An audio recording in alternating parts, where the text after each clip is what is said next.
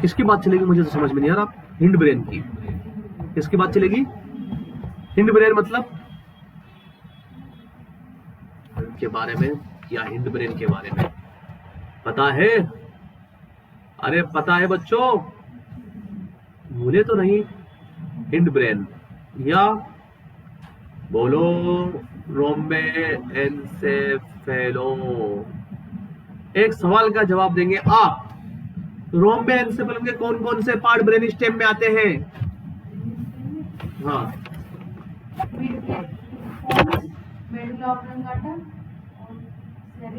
हो गया तुम्हारा काम। चलो जाओ घर पे, जाओ जाओ घर पे। हिंड ब्रेन आपने रोम्बे एन्सेफेलोन को भी दो भागों में डिवाइड कर दिया था। कौन कौन सा बताओ बताओ? मेटेन्सेफेलोन और माइलेन्सेफेलोन। माइलेन्सेफेलोन। मेटेन्सेफेलोन में क्या क्या आते हैं बताओ? बोलो। तुमने तो बोलना ही छोड़ दिया। कब्जी होने लगेगी तो खाना खाना छोड़ दोगे क्या? एक बार बताओ कि अब तो कभी खाना नहीं खाओ, मेरे तो खाना खाते कब्जी हो जाती है। हो जाती है ना बहुत सारे लोगों के। ये खाना खाते मेरे जो फटे ढगारे आती है, आज के बाद खाना बंद। ऐसा थोड़ी है। तो मेटेन्सेफेलोन में कौन कौन से पार्ट आते हैं बोलो? पॉन्स और मेडुला ऑब्लोंगाटा। सही है क्या ये? बोला बताया जो इन्होंने बताया जो सही है कि मेटेन्सेफेलोन में कौन कौन से पार्ट आते हैं? हो गया ना काम तुम्हारा, फिर खत्म। सेरेबेलम। काहे की कंफ्यूज है कोई? माइले का मतलब क्या होता है बताओ? जो पार्ट स्पाइनल कोड के पास है वो माइलेन्सेफेलोन। काहे का कंफ्यूजन है बच्चों? काहे का कंफ्यूजन है? इतनी बार बता चुके हैं बातें, हजारों बार आ चुकी है हमारे सामने ना। अब तक तो तुम सारा मैं अभी सारा क्लासिफिकेशन बोर्ड पे छपाऊंगा तुम्हें खत्म होने के बाद में कि भैया पूरा लिख, ब्रेन से स्टार्ट कर टेलेन्सेफेलोन पूरा का पूरा मैं लिखवाऊंगा। आप टेंशन क्यों ले रहे हो ऐसे? अभी बोर्ड पे लिखवाऊंगा, खत्म होने दो इनको। हाँ, बात करते हैं वन बाय वन। सबसे पहले बात करते हैं पॉन्स की। किसकी बात कर लेते हैं बताओ? पॉन्स ले लेते हैं, मेटेन्सेफेलोन का पार्ट पॉन्स। अब देखिए बच्चों, इसका जो आउटर पार्ट है, आउटर पार्ट व्हाइट मैटर का होगा। किसका होगा बताओ? अभी तो सेरेब्रम को छोड़कर सारे व्हाइट मैटर आ रहे हैं, आउटर पार्ट है ना। तो व्हाइट मैटर का मतलब किसका बना है बताओ? और इनर जो है, इनर पार्ट किस? हाँ, ग्रे मैटर का बना होता है। किसका बताओ? ग्रे मैटर का मतलब क्या है बताओ बच्चों? सेल बॉडी और डेंड्राइट है ना। कितनी बार आ गया। अब भी अगर गलत करेंगे तो मैं समझूंगा आप अपने नाम भी नहीं जानते, आप अपने माता पिता का नाम भी भूल चुके हो। इतने दिनों में आपने अपने माता पिता का नाम नहीं लिया हुआ जितना इनका नाम लिया हुआ ना इन दिनों में।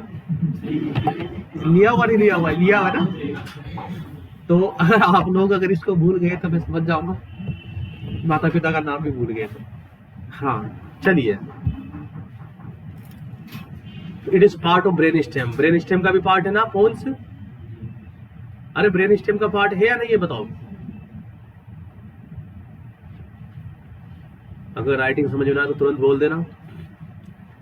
देखो, और यहां से बहुत इंपॉर्टेंट बात, तीसरी और चौथी क्रेनियल और कहां से निकलती थी? मिड ब्रेन से। पहली, दूसरी, तीसरी, चौथी मिड ब्रेन से। पांचवी, छठी, सातवीं, आठवीं यहीं से निकलती है। जो क्रेनियल नर्व होती है ना 12 जोड़ी, पांचवी, छठी, सातवीं, आठवीं। पांचवी, छठी, सातवीं, आठवीं cranial nerve originate from Pond's.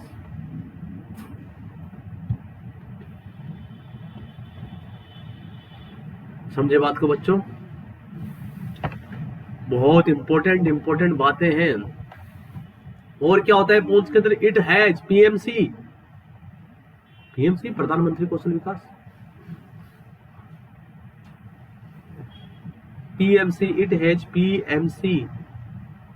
PMC का मतलब यहां पर यह है बच्चों, पोन्टाइन मैच्योरेशन सेंटर। अब मैं आपसे सवाल पूछूंगा यहाँ पे चलो पोन्टाइन का मतलब तो पोन्स से रिलेटेड हो गया।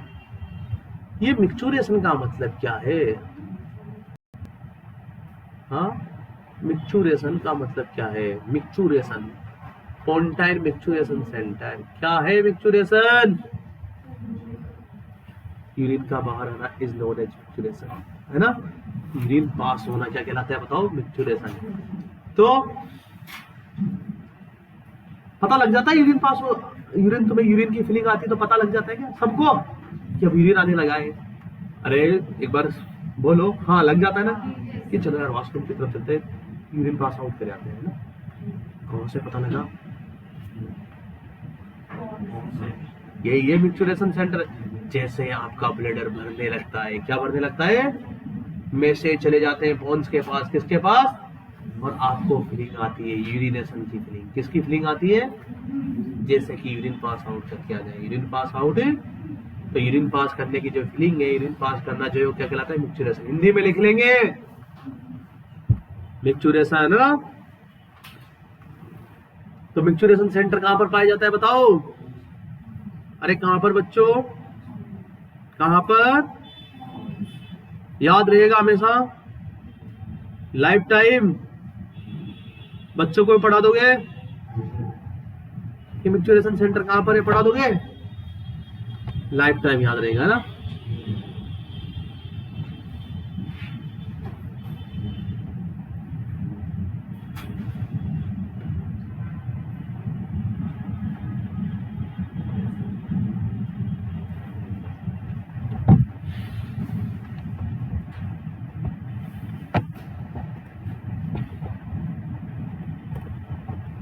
बात चल रही है बच्चों पॉन्स की, किसकी बताओ? पॉन्स की बात चल रही है ना। पॉन्स की बात चल रही है आपके पास। तो आउटर पार्ट किसका बना होता है बताओ? पॉन्स का बोलो। व्हाइट मैटर का। Inner part it is a part of brain stem. 5वीं 6वीं 7वीं 8वीं क्रेनियल और यही से निकलती है। पीएमसी कहाँ पाया जाता है बताओ? कहां पर पाया जाता है? पॉन्स में। चलिए, पीएमसी का मतलब पोन्टाइन मिक्चुरेशन सेंटर। मिक्चुरेशन का मतलब क्या होता है?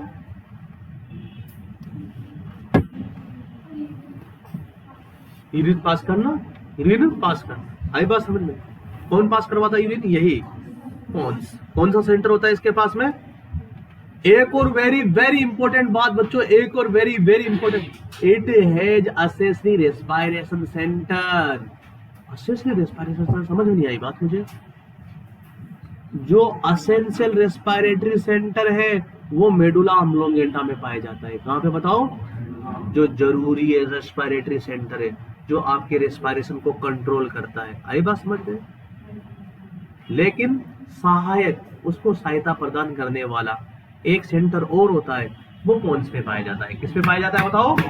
पॉन्स में। किसमें? आई बात समझ में? आप लोगों से पूछा जाए रेस्पिरेटरी सेंटर कहां पाया जाता है तो क्या बताएंगे आप लोग? Medulla oblongata. क्या बताओगे? और आप लोगों से पूछा जाए असेसरी रेस्पिरेटरी सेंटर कहां पाया जाता है, क्या बताएंगे? ये असेसरी का मतलब क्या होता है? सहायक है ना। जो मेन सेंटर है उसको सहायता करने वाला है ये। क्लियर है? क्लियर है? वैसे रेस्पिरेटरी सेंटर कहां पर होता है? Medulla oblongata. लेकिन उसकी सहायता प्रदान करने वाला एक छोटा सेंटर भी है, वो कहां पर होता है बताओ? पॉन्स में। चलिए, it has accessory respiratory center.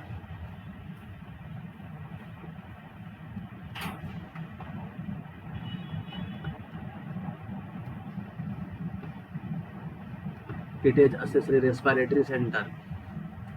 आगे बात सुनो, असेंशियल रेस्पिरेटरी सेंटर कहाँ होता है बताओ? हाँ, अभी असेंशियल रेस्पिरेटरी सेंटर के 2 पार्ट होते हैं। कितने पार्ट होते हैं बच्चों बताओ? Very very important, very very important, very very important. दोनों पार्ट बहुत इंपॉर्टेंट है। इसके 2 पार्ट होते हैं। कितने पार्ट होते हैं? कौन कौन से? बहुत इंपॉर्टेंट है, बहुत इंपॉर्टेंट। एपिन्यूस्टिक,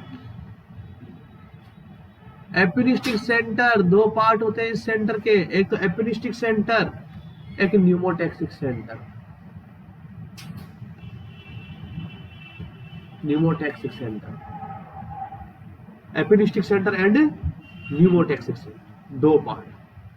जो असेसरी रेस्पिरेटरी सेंटर है, जो पोन्स में पाया जाता है, जो रेस्पिरेशन को कंट्रोल करता है, मेन तो कहाँ पर होता है, मेडुला ऑब्लोंगेटा, उसका छोटा भाई पोन्स पे होता है ना। उस छोटे भाई के पास में 2 सेंटर होते हैं। कितने सेंटर होते हैं? कौन कौन से? एंड हाँ, न्यूमोटैक्सिक, टॉक्सिक नहीं, न्यूमोटैक्सिक है ना। एपिनिस्टिक हिंदी में भी लिख सकते हो, एपिनिस्टिक centre and pneumotaxic centre. Numa, PNEUMO, Numa, TAXIC, टैक्सिक centre, pneumotaxic centre.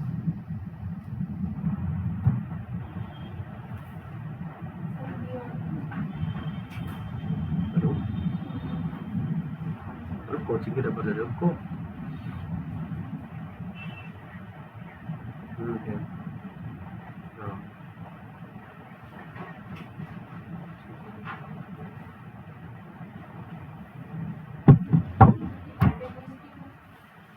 हाँ, एपिनिस्टिक centre and pneumotaxic. Respiratory centre के 2 पार्ट होते हैं। कितने पार्ट होते हैं? उसमें 2 पार्ट पाए जाते हैं, 2 सेंटर पाए जाते हैं असेसरी रेस्पिरेटरी सेंटर में। एक तो apneustic centre and pneumotaxic centre. आई बात, एपिनिस्टिक एंड, देखो बहुत काम की चीज है, वेरी वेरी इंपॉर्टेंट है दोनों। कई सारे एग्जाम में पूछा गया है दोनों के बारे में, वेरी वेरी इंपॉर्टेंट है। कैसे? जो बच्चा एपिनिस्टिक सेंटर होता है, ये क्या करता है, आपके इंस्पायरेटरी, देखो मैं आपको, इधर देखो, इधर देखिए, इधर देखिए, सामने देखिए, इधर देखिए बच्चों, सामने देखिए, ये यहाँ पे पोन्स होता है। ध्यान से समझिए मेरी बात को, ये पोन्स है, ये मेडुला ऑब्लोंगेटा है। क्या है बताओ? ध्यान से समझिए, एक बात बता रहा हूं मैं आप लोगों को, ये रेस्पिरेटरी सेंटर है। ध्यान से समझिए, आई बात समझ में? मेडुला ऑब्लोंगेटा का मेन रेस्पिरेटरी सेंटर। यहाँ पर भी इसके भी 2 पार्ट होते हैं मेन रेस्पिरेटरी सेंटर के। एक तो सांस को अंदर लेने वाला सेंटर, एक सांस को बाहर छोड़ने वाला सेंटर। मतलब अंदर लेने वाले को क्या बोलते हैं? Inspiratory centre. क्या बोलते हैं बताओ? क्या बोलते हैं बताओ? ध्यान से समझिएगा बच्चों। और बाहर वाले को क्या बोलते हैं? Expiratory centre. क्या बोलते हैं बताओ? ये मेन सेंटर है ना, ये इंस्पायरेशन को कंट्रोल करता है, ये एक्सपायरेशन। पोन्स के अंदर क्या पाया जाता है आपके पास? Accessory respiratory centre. क्या पाया जाता है बताओ? इसके भी 2 भाग हैं। कौन कौन से बताओ? एक तो एपिनिस्टिक सेंटर, एक न्यूमोटैक्सिक सेंटर। आई बात समझ में? अब देखो ये एपिनिस्टिक सेंटर का काम क्या है, देखिए देखिए देखिए, इस एपिनिस्टिक सेंटर का काम क्या है? ये इंस्पायरेटरी सेंटर को स्टिमुलेट करता है। आगे बात समझ में? और इंस्पायरेटरी सेंटर को स्टिमुलेट करेगा तो बताओ सांस की गहराई बढ़ेगी या घटेगी? बढ़ जाएगी। इंस्पायरेशन को बढ़ाता है। किसको बढ़ाता है? मतलब कहने का मतलब ये आपके सांस को डीप बनाता है, depth of the respiration, depth of the respiration को बढ़ाता है। देखो यहाँ पर क्या लिखेंगे आप? इट, हिंदी में लिख लेना अगर समझ में ना आए तो बच्चों। इट स्टिमुलेट, ये स्टिमुलेट करता है इंस्पायरेटरी सेंटर। किसको बताओ? इंस्पायरेटरी सेंटर एंड उसको इंस्पायरेटरी सेंटर को स्टिमुलेट करके क्या कर देता है? And increase depth of respiration. Depth of respiration का मतलब सांस की गहराई को बढ़ाता है, सांस की गहराई को बढ़ाने का काम करता है। जब आपके शरीर में ऑक्सीजन की कमी आ जाती है तो ये सेंटर जो है एपिनिस्टिक सेंटर काम करेगा और किसको स्टिमुलेट कर देगा? इंस्पायरेटरी सेंटर को स्टिमुलेट कर देगा। और इंस्पायरेटरी सेंटर जब स्टिमुलेट होगा तो क्या होगा? आपके जो इंस्पायरेशन है उसकी डेप्थ बढ़ जाएगी। इंस्पायरेशन का मतलब सांस को अंदर लेना और डेप्थ का मतलब गहराई, सांस की गहराई को बढ़ाने का काम करता है। कौन बताओ? एपिनिस्टिक सेंटर। ध्यान रखेगा, क्या करता है बताओ? डेप्थ बढ़ाने का काम। क्या करता है बताओ बच्चों? अब देखिए बच्चों, ये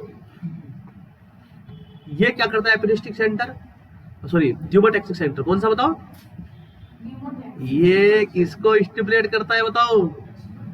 एक्सपायरेटरी सेंटर को। और जब एक्सपायरेशन आपके ज्यादा होने लगेगा तो आपके रेस्पिरेटरी रेट क्या हो जाएगी? बढ़ जाएगी। तो ये वाला रेट को बढ़ाता है, वो वाला डेप्थ को बढ़ाता है। समझ गए? भूलेंगे नहीं। न्यूमोटैक्सिक किसको बढ़ाता है? रेट को। किसकी रेट को? रेस्पिरेटरी रेट को। और वो किसको बढ़ाता है? गहराई को। किसको? सांस की गहराई। तो इट इंक्रीज, याद रखिएगा बच्चों, कभी नहीं भूलेंगे। बच्चों को बताएंगे, अपने बच्चों को ये बातें कि बच्चे हमारे पोन्स के अंदर एक असेसरी रेस्पिरेटरी सेंटर होता है ना, उसके दो पार्ट होते हैं। एक पार्ट का नाम एपिनिस्टिक सेंटर है, दूसरे का नाम न्यूमोटैक्सिक है। जो एपिनिस्टिक सेंटर है वो तो सांस की गहराई को बढ़ाता है, और न्यूमोटैक्सिक सेंटर है वो सांस की रेट को बढ़ाता है, दर को बढ़ाता है ना। It increase rate of respiration. बताओगे अपने बच्चों को ये बातें, याद रहेगी? हाँ, मुझे बताना कल तो पहले तो, उसके बाद की बात है, कल तो मुझे बताना। आ गई बात समझ में? चलिए, पोन्स पढ़ लिया। पोन्स के सामने कौन है? सेरेबेलम। पोन्स और सेरेबेलम दोनों किसमें आते हैं? मेटेनसेफेलोन में। किसमें? नेक्स्ट बात करेंगे सेरेबेलम की। किसकी बताओ बच्चों? हाँ, सेरेबेलम। अरे सेरेबेलम यहाँ पे नहीं मानने का, यहाँ पर छोटा दिमाग होता है। क्या होता है बताओ? छोटा दिमाग होता है, यहाँ पे नहीं मानने का। कौन कहता था? नाना पाटेकर, है ना? देखी मूवी? यहाँ पे नहीं मानने का, यहाँ पे क्या होता है? छोटा दिमाग। हाँ, वो छोटा दिमाग कौन है? सेरेबेलम। बड़ा दिमाग कौन है? सेरेबेलम। ये भी बच्चों स्पेरिकल शेप होता है। कैसा होता है बच्चों बताओ? Spherical shape. Second largest part of the brain. First कौन है बताओ?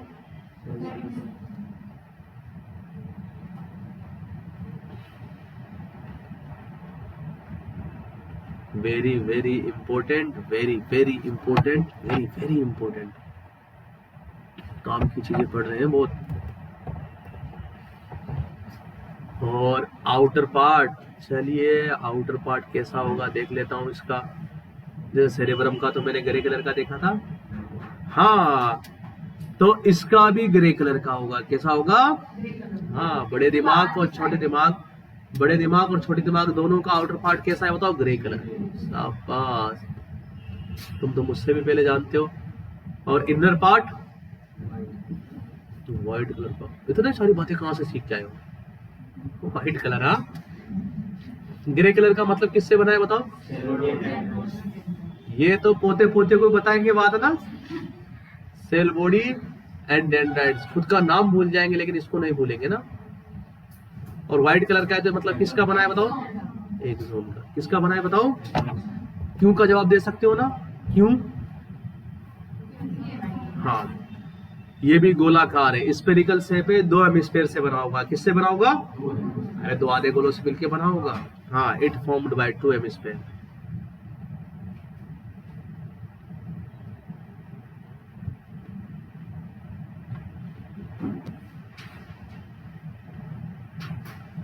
is formed by two hemisphere.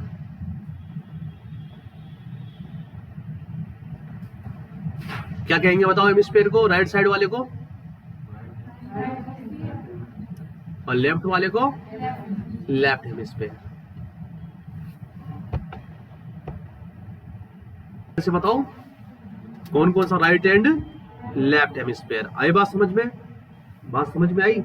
अब देखो इधर देखो, जब आप इसको देखो, इधर देखिए बच्चों, इधर देखिए, ये आपका पूरा ब्रेन, ये पीछे होता है ना सेरेब्रम। अरे यही है सेरेबेलम। ऐसा आपको दिखाई देता है ना, गोला, गोले का कैसा होता है? गोला, स्फेरिकल शेप। इधर देखो, इधर देखो, अगर आप देखेंगे बच्चों तो ये दो आधे गोलों से मिलके बना है। कितने आधे गोलों से बताओ? दो आधे गोलों से। आई बात समझ में? और इन दोनों आधे गोलों, इधर देखो, इन दोनों आधे गोलों को अलग करने वाली जो ड्यूरामेटर है उसे क्या कहते हैं? कोई बता सकता है? फ्लेक्स से बताओ। सेरेबेलाई। सेरेबेलम है ना ये? हाँ, तो बोथ हेमिस्फीयर सेपरेट बाय, लिखो both hemisphere separate by falx cerebelli. आई बात समझ में? अरे बात समझ में आई? और ये भी जैसे देखो, इधर देखो, तुम लोगों में एनर्जी नहीं है, तुमसे ज्यादा मेरी एनर्जी है। तुम तो फिर मरे मरे इसलिए हो। हाँ, जिस तरीके से आपके सेरेब्रम था उसको आपस में कनेक्ट करने वाला स्ट्रक्चर कौन था बताओ? कार्पस कैलोसम था। यहाँ पर भी आपस में कनेक्ट करने वाला जो स्ट्रक्चर है उसको बोलते हैं वर्मिक्स। क्या बोलते हैं? क्या बोलते हैं बताओ? वर्मिक्स बोलते हैं। And both hemisphere connected, both hemisphere connected by vermis. किसके द्वारा बताओ? वर्मिक्स के द्वारा कनेक्टेड होते हैं। लिख लिया बच्चों? आप जब देखते हो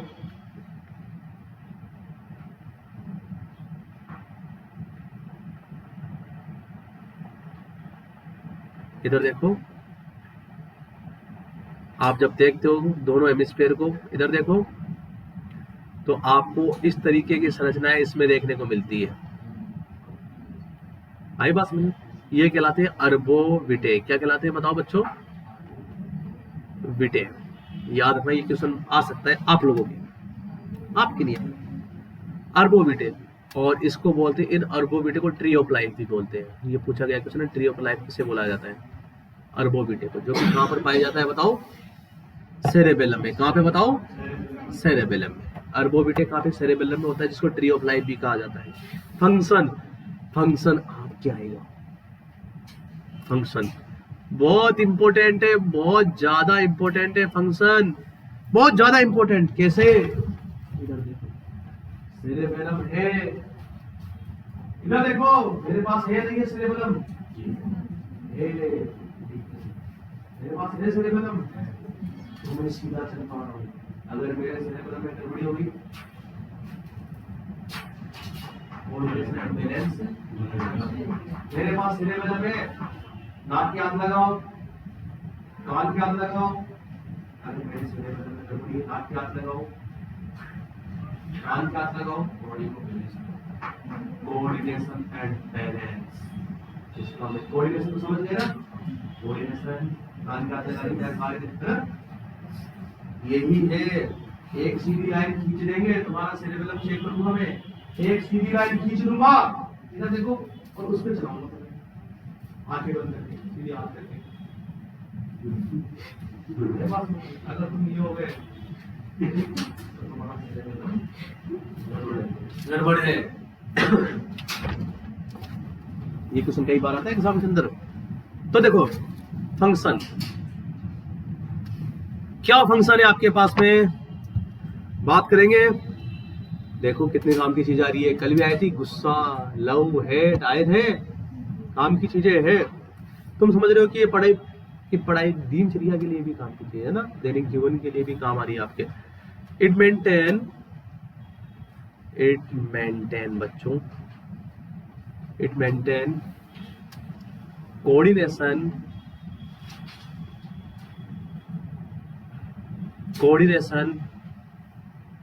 इन द मसल मूवमेंट। जैसे मसल मूवमेंट होना है उसका कोऑर्डिनेशन है ना, muscle movement, maintain balance of the body.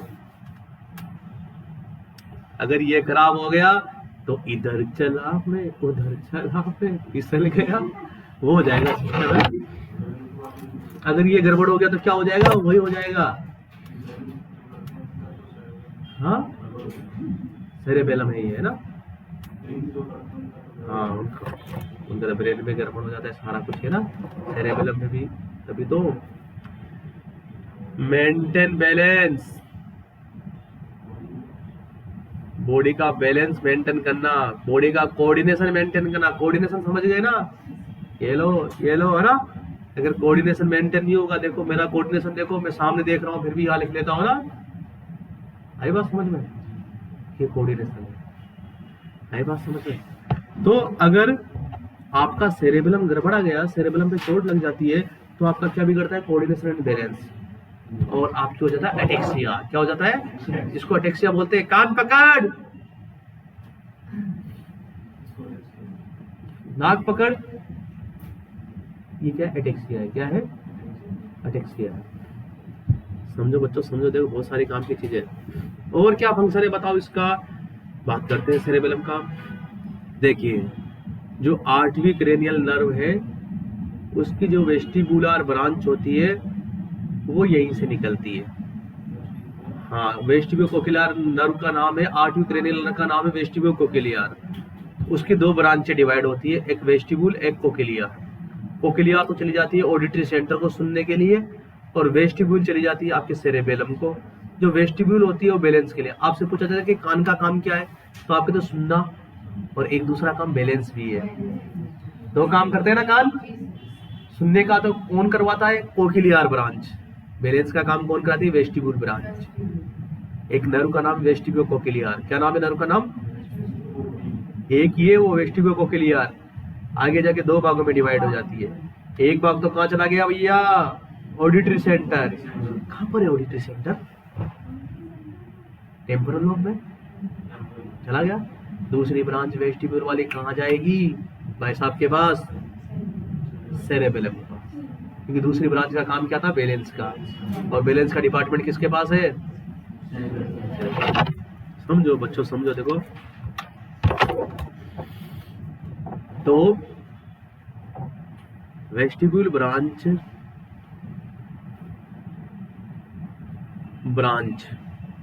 Of 8वीं cranial nerve provide support to cerebellum. किसको प्रोवाइड सपोर्ट करती है बताओ, सेरेबेलम को। किस काम के लिए बताओ, फॉर बैलेंस, बैलेंस के लिए है ना, दोनों मिलके बैलेंस करे देंगे। चलिए बच्चों, ये आपके पास में कंप्लीट होता है सेरेबेलम। क्या कंप्लीट होता है बताओ। बात करेंगे सेरेबेलम के बाद माइलेन्सेफेलोन में कौन आता है बताओ, मेडुला ओब्लोंगाटा। ये लो साहब, कहाँ पहुंच गए, कहाँ से चले थे कहाँ पहुंच गए ना, मेडुला ओब्लोंगाटा। इसका जो आउटर पार्ट होता है बच्चों, हाँ समझ गया है ना, बीच बीच वाले सारे कैसे हैं, आउटर पार्ट व्हाइट के है ना, और जो साइड के स्ट्रक्चर है उनका आउटर पार्ट ग्रे है ना। तो मैंने तो देखा कि ग्रे तो शायद 2 ही चीजों का है ना। किन 2 चीजों का है ग्रे, छोटा और बड़े मियाँ छोटे मियाँ दोनों का ना व्हाइट मैटर। इनर पार्ट तो लिखाऊं कि किसके बने होते हैं ग्रे मैटर व्हाइट मैटर, हाँ सब। आपसे पूछा जाए कि ब्रेन स्टेम का पार्ट है या नहीं, ये बताओ। ये मेडुला ऑब्लोंगेटा है, सबसे इंपॉर्टेंट पार्ट है ब्रेन स्टेम का, most important part of brain stem. क्योंकि बहुत सारे सेंटर है इसके पास। अभी देखोगे तुम लोग, इसके पास बहुत सारे सेंटर है। अगर मेडुला ऑब्लोंगेटा पे चोट लग गई तो बहुत सारी गड़बड़ियां आपके अंदर देखने को मिलेगी। कौन कौन सी होगी देखेंगे अभी। Most important part of brain stem, brain stem का सबसे इंपॉर्टेंट पार्ट है ये। आई बात समझ में।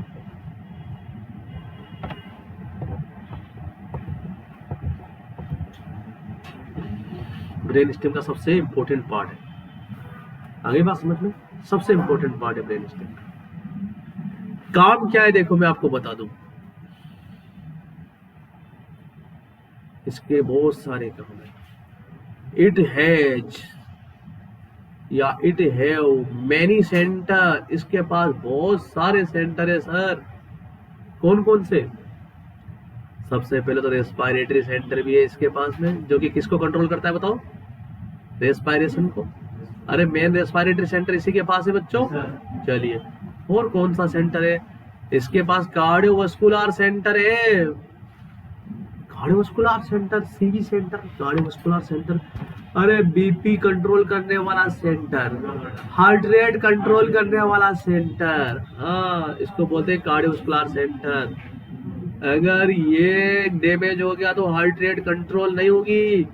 हार्ट रेट क्या कंट्रोल करता है बताओ, ये heart rate, BP. Cardiovascular centre का काम क्या है बताओ, बोलो। हाँ, और बताओ, और सब बताओ, और क्या। जितने भी रिफ्लेक्स होते हैं उनका सेंटर इसी के पास है। क्या रिफ्लेक्स मतलब सर क्या? अरे छींक का सेंटर, खांसी का सेंटर इसके पास। हाँ छींक, कहाँ से आया मैसेज? मेडुला ऑब्लोंगेटा, किसी का मेडुला ऑब्लोंगेटा कर दिया गया तो ये तो छींके ज्यादा आएगी या छींके आएगी नहीं। छींक का सेंटर, काशी का सेंटर, जितनी भी खांसी की दवाइयां आप लोग पीते हो वो कहाँ पर इफेक्ट डालती है? मेडुला ऑब्लोंगेटा पे। अरे रिफ्लेक्स सेंटर कोई सप्रेस कर देगी, जब वो सेंटर ही सुस्त हो जाएगा तो खांसी चलेगी आपको? नहीं चलेगी, वही से उठती है खांसी। तुम तो सोचो सर यहाँ से उठती है, मेरे तो यहाँ से कहाँ उठती है? नहीं, यहाँ पर आपके जो है म्यूकस जमा होने लगता है। क्या जमा होने लगता है? म्यूकस। और वो म्यूकस जो है नर्व के ऊपर इरिटेशन पैदा करता है और उस इरिटेशन के मैसेज जाते हैं आपके सेंटर के पास में। कौन से? Cupping centre. कौन सा? और आपको खांसी चलती है। खांसी चलने का मतलब है आप गला साफ कर रहे हो। क्या साफ कर रहे हो? नर्व के ऊपर क्या अटकने लगे हैं? म्यूकस। उस म्यूकस को आप साफ कर रहे हो। खांसी। आगे बात समझ में? तो यहाँ पर रिफ्लेक्स सेंटर होते हैं। कौन कौन से रिफ्लेक्स के सेंटर? Coughing centre. पूछा जाएगा खांसी का सेंटर कहाँ पर है? बता दो कि मुरादाबाद में। मुरादाबाद में, मेडुला ऑब्लोंगेटा में। कहाँ पर? सीरीजिंग सेंटर। सीरीजिंग का मतलब बताओ? छींक का सेंटर। अरे बच्चों छींक का सेंटर। और बताओ? स्वालोविंग सेंटर। स्वालोविंग का मतलब निगलने का सेंटर। आई बात समझ में? किसका सेंटर? अरे निगलने के जो मैसेज आते हैं कहाँ से आते हैं? यहीं से आते हैं। एक एक चीज पूछूंगा कल। और याउनिंग सेंटर। ये याउनिंग क्या है? याउनिंग क्या है बताओ? जम्हाई। जमाई लेना। क्या लेना? जम्हाई लेना। जमाई नहीं, जम्हाई लेना। याउनिंग। आई बात समझ में? आशा करता हूँ कि आप हिंदी में भी लिख रहे होंगे, और नहीं लिख रहे होंगे तो क्या है, 6 महीने बाद फिर वापस आ जाएंगे। आई बात? याउनिंग सेंटर। और एक कप सेंटर। हाँ एक कप सेंटर।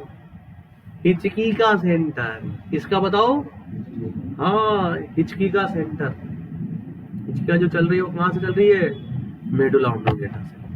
और बोलो सर, और बताओ कितने सेंटर?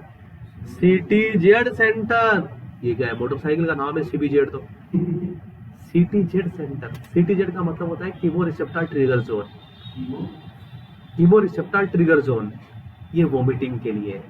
किसी के यहाँ पर चोट लगी, इधर देखो, हेलमेट लगा के नहीं गया, सिर पे चोट लगी, उल्टियां कर रहा है।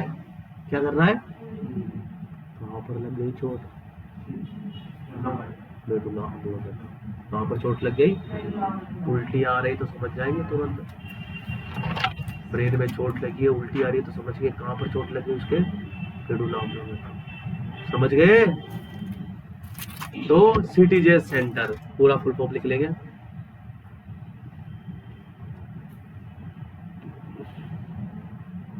Chemo receptor trigger zone. इसके लिए बताओ? वोमिटिंग सेंटर है। कौन सा सेंटर है बताओ बच्चे? ये वोमिटिंग सेंटर। क्लियर? अरे क्लियर है बच्चों? तो बच्चों ये आपके पास में क्या कंप्लीट होता है बताओ? Medulla oblongata. और इसी के साथ ब्रेन कंप्लीट। ब्रेन टीलो एंसर। इधर देखो, प्रो एंसेफेलो, मेजे एंसेफेलो, रोम्बे एंसेफेलो, सबके काम हो गया। तो ये आपके आज कंप्लीट होता है ब्रेन का स्ट्रक्चर। हाँ यानी का